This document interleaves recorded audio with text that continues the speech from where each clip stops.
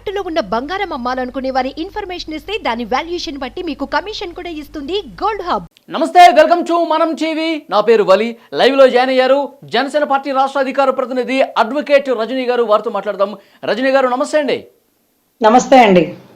రజనీ గారు, ఇవాళ జగన్మోహన్ రెడ్డి గారు ప్రమాణ స్వీకారం చేశారు.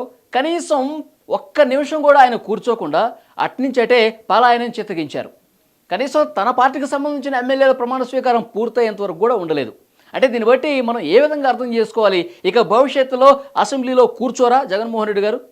కూర్చోలేని పరిస్థితి ఆసన్నమైంది వలి గారు. ఎక్కడి నుంచి అయితే విర్రవీగి ఈరోజు 151 సీట్లని తొడలు కొట్టి అవతల వ్యక్తిగత విషయాల్లోకి వెళ్ళి ఈరోజు ఎంత అవమానం అంటే క్రికెట్ టీం అయిపోయింది. వై నాట్ 175 అన్న వ్యక్తికి ఒకటి పోతుంది, ఏదో ఒకటి పోతుంది, 15 మిగులుతుందేమోనని ఒకసారి మా నాయకుడు అన్నాడండి. ఆ మాటలు ఇప్పుడు కూడా మేము రివైండ్ చేసుకొని వింటాం. ఇది కూడా ఓడిపోయినప్పుడు ఎంతో ధైర్యంగా, ఓడిపోయినోడు గెలిచినోడిని నిన్ను ఓడించగల దమ్ము నా దగ్గర ఉంది జగన్మోహన్ రెడ్డి, ఇది ధర్మ పోరాటం అని చెప్పిన మాటలు ఈ రోజుకి మాకు గుర్తున్నాయండి. మరి గెలిచినోడు ఏం చేశాడు? ఆ 151 సీట్ల విలువను కాపాడుకున్నాడా?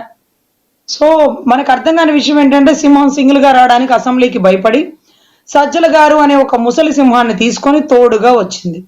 ఈరోజు ఫ్యామిలీ పాసులు కూడా ఎవరికి ఇవ్వలేదండి. అసెంబ్లీ సమావేశాలు చూద్దామంటే మా అన్న అలా చేపెట్టి అసెంబ్లీలో ప్రమాణ స్వీకారం చేస్తున్నట్టున్న తరుణాన్ని చూద్దామంటే ఆ ఫ్యామిలీ పాసులు లేకపోతే ఆ విజిటింగ్ పాసులు అవన్నీ లేవండి. కానీ ఫ్యామిలీ కాదు, విజిటింగ్ పాసులు లేవు. మరి సజ్జల బాబాయ్ ఎలా వచ్చేసాడో మాకు అర్థం కావట్లేదండి. ఎనీవే, ఒక్కడిని అసెంబ్లీలోకి పంపిస్తే చంటబ్బాయి భయపడతాడని సజ్జల బాబాయ్ తోడుగా వచ్చాడండి. చంటబ్బాయి ఏమో సింహం సింగిల్ గానే వచ్చిద్ది అంటాడు. సో కనీసం అసెంబ్లీ కూడా రాలేని పరిస్థితి.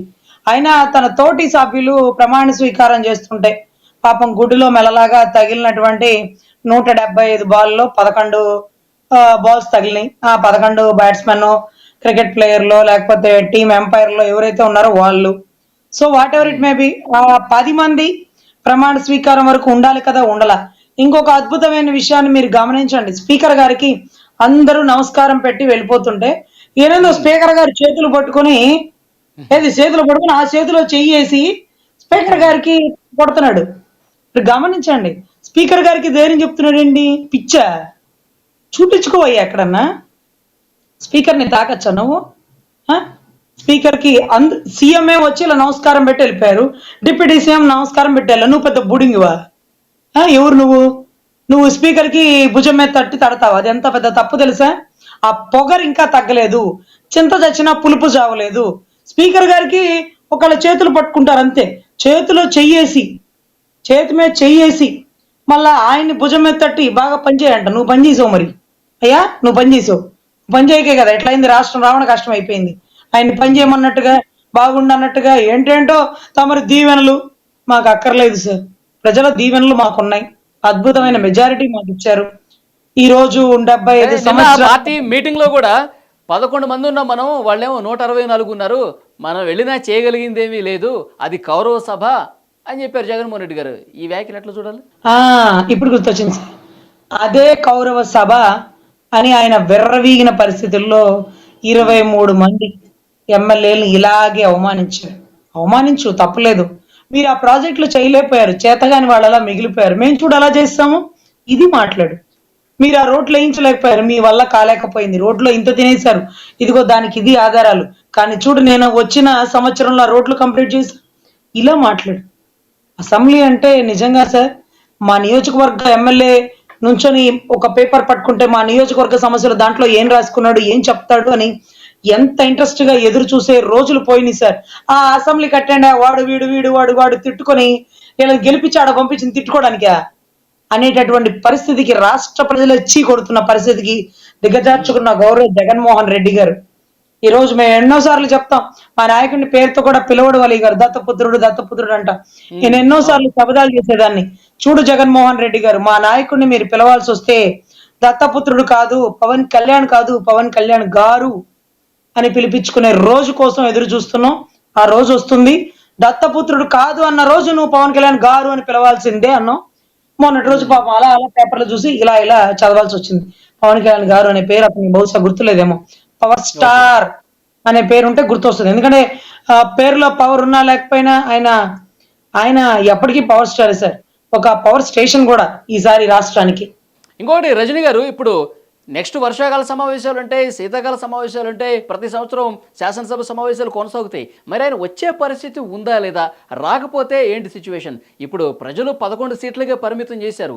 మరి భవిష్యత్తు ఏ విధంగా ఉండబోతుంది? ఒకవేళ నిజంగా అసెంబ్లీలో రాకుండా ఉంటే, ప్రజల సమస్యల మీద చర్చించకుండా ఉంటే ఏంటి సిచ్యువేషన్? ప్రజల సమస్యలు అంటే 11 నియోజకవర్గాల్లో గెలిపించిన వారి సమస్యల్ని ఖచ్చితంగా వారు అసెంబ్లీలో కూర్చొని వ్యక్తపరచాలా. సీఎంతో పోట్లాడి, డిప్యూటీ సీఎంతో పోట్లాడి ఆ నియోజకవర్గ ప్రజల సమస్యలు తీర్చాలా. ఫండ్ జనరేట్ చేసుకోవాలా, రోడ్లు వేయించుకోవాలా, వాటర్ ట్యాంకులు కట్టించుకోవాలా, మురుగునీరు తవ్వకాలు అవన్నీ తీయించుకోవాలా. లేకపోతే అక్కడ చాలా పనులు ఉంటాయండి, అవన్నీ చేయించుకోవాలా. నాకేం పని అంటూ అంటే మా నాయకుడు గురించి మీరు గుర్తు తెచ్చుకోండి. 11 మంది మేము ఏం చేయాలో అర్థం కావట్లేదు అసెంబ్లీలో కూర్చునంటే, 2 చోట్ల ఓడిపోయి గెలిచిన ఒక్క ఎమ్మెల్యే కూడా వైసీపీకి వెళ్ళిపోయాక కూడా మా నాయకుడు ప్రజల్లో ఉండి పనిచేసి ఓడించిన ప్రజల కోసం తన సర్వస్వం దారపోసి పనిచేస్తే ఈ రోజు పవన్ అన్నా నువ్వు ఎట్లా చెప్తే అట్లా అని విన్న రాష్ట్ర ప్రజలు ఆయన వ్యూహానికే వదిలిపెట్టి ఆయన చెప్పిన చోట జీ హుజూర్ అంటూ పనులు చేసాం, తలదించుకున్నాం, తల వంచుకొని వెళ్ళిపోయామండి. ఈరోజు అటువంటి వ్యక్తి పవన్ కళ్యాణ్ గారు. సో ఇటువంటి పరిస్థితుల్లో ఈరోజు 11 నియోజకవర్గాల సమస్యల గురించి ప్రశ్నించడా, తాళైతే కడతాను గదిలోకి అయితే రాను, ఎలా ఉంది సార్? ఒప్పుకుంటారా? ఒప్పుకోరు కదా. సో అట్లాగా గెలిపిస్తే గెలిపించారు, అసెంబ్లీలో మాత్రం అడుగు పెట్టినంటే ఇంకెందుకే గెలిపించి. నేను పవన్ కళ్యాణ్ గారి గురించి ఒకసారి మనం గుర్తు చేసుకుంటే రజనీ గారు, ఆయన చాలా సభలు సమావేశాల్లో చెప్పారు, నన్ను 2 చోట్ల ఓడించారు, మీరు గనక ఒక్కసారైనా నన్ను అసెంబ్లీకి పంపించి ఉంటే మీ పక్షాన్ని నేను బలంగా నిలబడేవాడిని, మీకోసం నేను పోరాటం చేసేవాడిని అసెంబ్లీ వేదికగా అని చెప్పారు. ఒకవైపు ఈ మాటలు అన్నటువంటి పవన్ కళ్యాణ్ గారు కనిపిస్తున్నారు, మరోవైపు 11 మంది ఎమ్మెల్యేలు గెలిపించినా సరే అక్కడ పోయి మనం చేసేది ఏమీ లేదని జగన్మోహన్ రెడ్డి గారు కనిపిస్తున్నారు. ఈ వ్యత్యాసాన్ని ఎట్లా చూస్తారు మీరు? ఒక్కసారి సార్, ఈ వ్యత్యాసానికంటే మంచి నువ్వు ఊహించుకొని జరగటమే కదా. పవన్ కళ్యాణ్ చోట్ల ఓడిపోతాను ఊహించుకో జరిగింది కదా కదా. అలాగే 151 సీట్లు వచ్చిన వైసీపీ 15 సీట్లకు రాదని కూడా జరగచ్చు.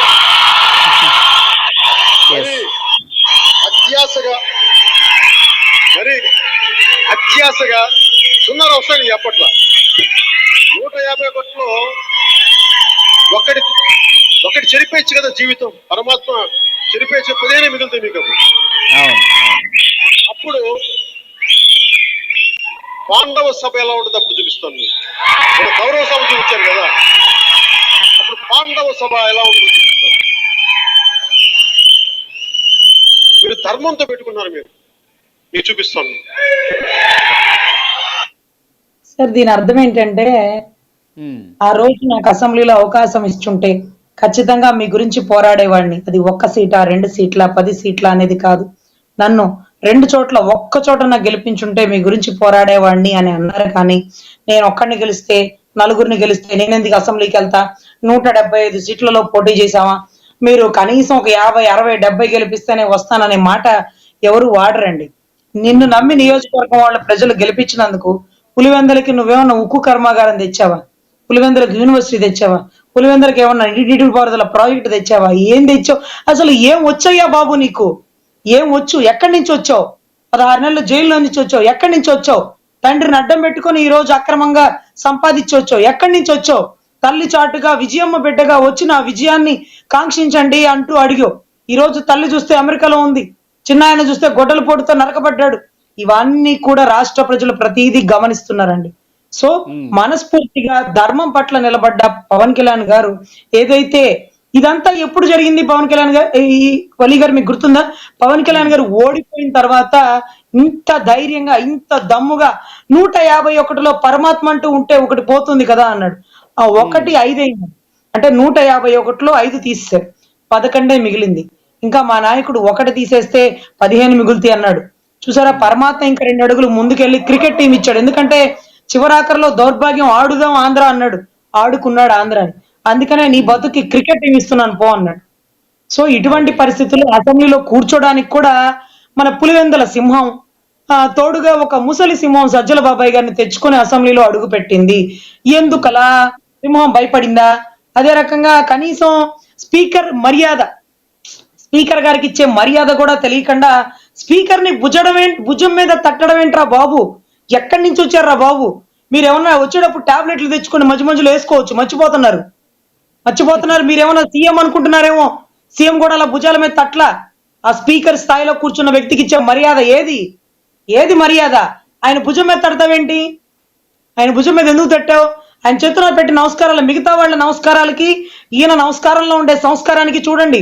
ఇలాగే చిరంజీవి గారు కూడా నమస్కారం పెడితే తలకాయ పక్కన తిప్పినందుకే కొణిదెల పవన్ కళ్యాణ్ గారికి బీపీ 120 దాటిపోయింది. ఇంకా కూడా రెచ్చగొట్టొద్దండి.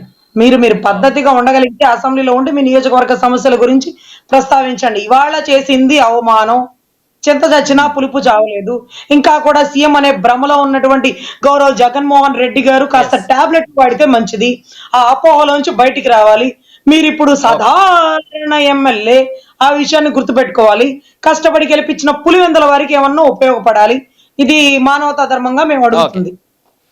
ఓకే రజని గారు, మరి జగన్మోహన్ రెడ్డి గారు రాడు అనే ఒక చర్చ అయితే బలంగా జరుగుతుంది అసెంబ్లీకి. మరి నిజంగా వస్తారా రారనేది కాలమే సమాధానం చెప్తుంది. చూద్దాం ఎట్లా ఉంటుందో. Thank you very much Rajani గారు. నమస్తే.